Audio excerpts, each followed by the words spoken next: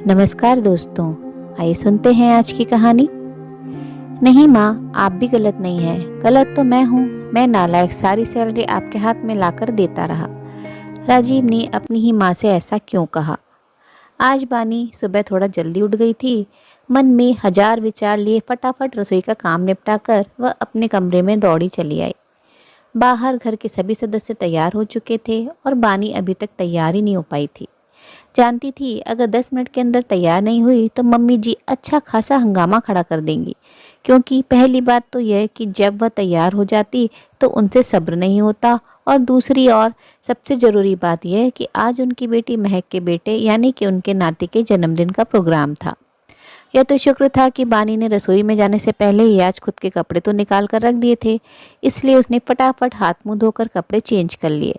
हल्का फुल्का मेकअप किया ही था कि इतने में बाहर से पति राजीव की बुलाने की आवाज़ आने लगी। अरे बानी, कितनी देर लगेगी तुम्हें? जल्दी आओ, देर हो रही है। इससे पहले कि बानी कुछ कहती, ममता जी ने चिल्लाना शुरू कर दिया।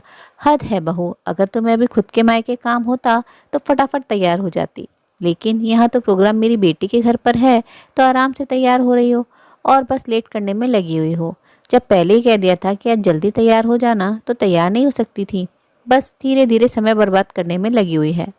बस अब बानी को पता था कि मम्मी जी ने चिल्लाना शुरू कर दिया है। अब सबका मूड खराब होना लाजमी है। अब जब तक सब उसे दो चार बातें न सुना लेंगे तब तक सबको चैन नहीं मिलेगा।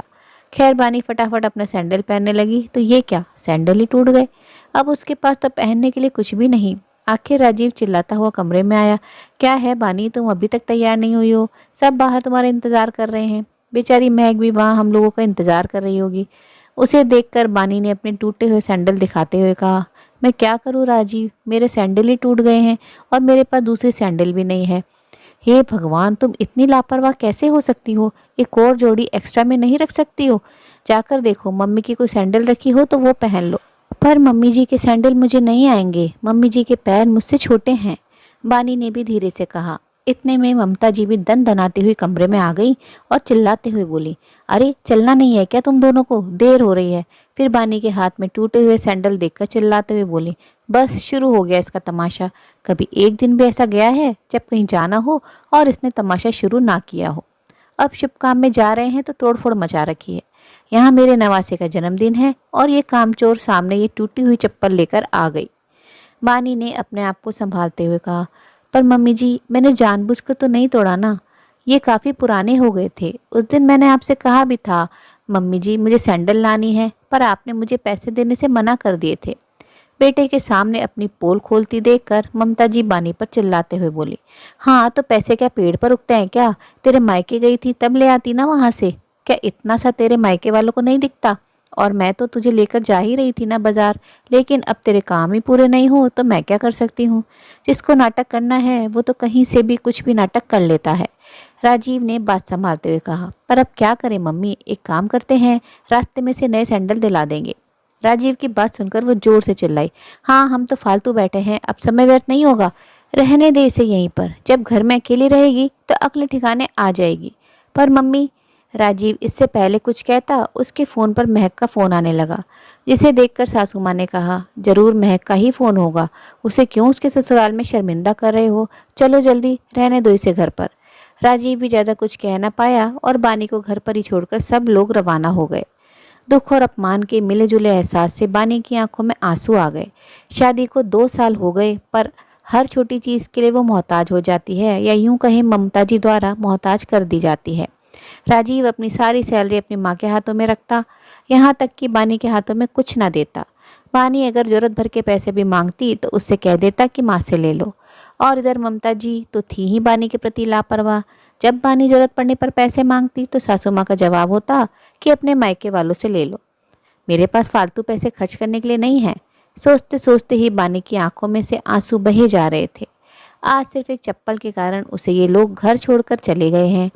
अब क्या अपनी चप्पल लेने भी वो मायके जाएगी? खैर जैसे तैसे रात निकली।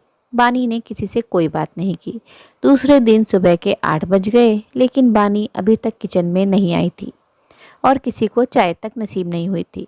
जब ममता जी को चाय नहीं मिली तो वे बाहर आकर चिल्लाने लगी, आज चाय मिलेगी कि नहीं, पता नहीं कहाँ चली गई कामचोर कहीं की।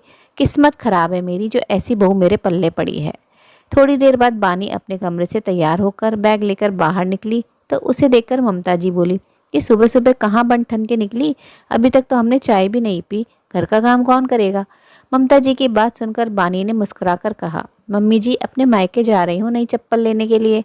उसकी बात सुनकर ममता जी तमतमाते हुए बोली, जहाँ जाना है वहाँ जा, पर पहले घर का काम करके जा, चाय नाश्ता तैयार करके जा। उनके आदेश सुन बानी बोली, ऐसा है मम्मी जी, जब सब कुछ मुझे मेरे मायके वालों से ही लेना है तो काम भी मायके वालों का ही करूँगी ना। अब आप लोगों की औकात तो नहीं है एक चप्पल तक दिलाने की, तो चप्पल खरीदने उन्हीं के पास जाना पड़ेगा। आपका घर है, आप लोग कीजिए अपने घर का काम। ममता जी ने गुस्से में राजीव की तरफ देखा तो राजीव भी नजरें झुकाकर बैठा हुआ था। उसे देखकर ममता जी उफनती हुई बोली, अरे तू कुछ बोलता क्यों नहीं है। क्या बोलूँ मैं माँ, मैंने तो कल भी कुछ नहीं बोला और आज भी कुछ नहीं बोलूँगा, मुझे बानी का कहना भी गलत नहीं लग रहा। राजीव ने कहा तो ममता जी उसे डांटते हुए बोली, हाँ तुझे अपनी पत्नी के आगे अब तेरी माँ ही गलत लग रही है। नहीं माँ, आप भी गलत नहीं है, गलत तो मैं हूँ। मैं ये भूल गया था कि मैं शादीशुदा हूँ, मेरी पत्नी को भी खर्चों के लिए पैसों की जरूरत पड़ती होगी, तो कुछ खर्चा उसके हाथ में भी मुझे देना चाहिए था। मेरी नासमझी की वजह से बानी को भी काफ़ी मुश्किल झेलनी पड़ी और मैं नालायक सारी सैलरी आपके हाथ में लाकर देता रहा। पर अब नहीं, अब मैं सारी सैलरी आपके हाथ में देने की जगह कुछ खर्चा बानी के हाथ में ज़रूर दूंगा, ताकि उसे कोई भी सामान खरीदने के लिए मायके का मुंह न देखना पड़े, ना ही किसी के आगे हाथ फैलाने पड़े। बेटे को बहू के पक्ष में बोलते देखकर ममता जी की बोलती बंद हो गई और उनसे कुछ कहते ही ना बना। उस दिन राजीव ने छुट्टी ली और बानी को उसकी जरूरत की चीज़ों की शॉपिंग करवाई। साथ ही उसे अपनी गलती भी समझ आ गई थी। एक परिवार में सभी सदस्य और उनकी जरूरतें जरूरी होती हैं। बहू को सबसे नीचे रखना और इस तरह बाहर की फील कराना उसके मन में ससुराल वालों के लिए विरक्ति भर देता है और वो खुद को घर का सदस्य नहीं समझ पाती। और दूसरी तरफ बहू से अपेक्षा की जाती है कि वो घर का सारा काम करे और सबका ध्यान रखे। ये जाति नहीं तो क्या है। उसकी ज़रूरतों को फिजूल खर्ची समझा जाए और अपनी ज़रूरतें पूरी करने के लिए मायके का रास्ता दिखाया जाए, तो एक लड़की ससुराल में कैसे खुश रह सकती है। परिवार का हर सदस्य प्यार और सम्मान का हकदार है, तो बहू ही क्यों उपेक्षित है। ऐसे में बानी के पति राजीव का लिया गया कदम सराहनीय है। आपकी इस बारे में क्या राय है, ज़रूर बताएं। उम्मीद है कहानी पसंद आई होगी। कहानी अगर पसंद आई हो तो अपने मित्रों और प्रियजनों के साथ भी शेयर जरूर करें।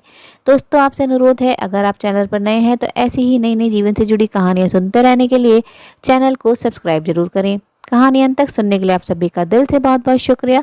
तो फिर मिलते अगली कहानी में, तब तक के लिए आप लोग अपना ध्यान रखिए, खुश रहिए, ऐसे ही कहानियाँ सुनते रहिए।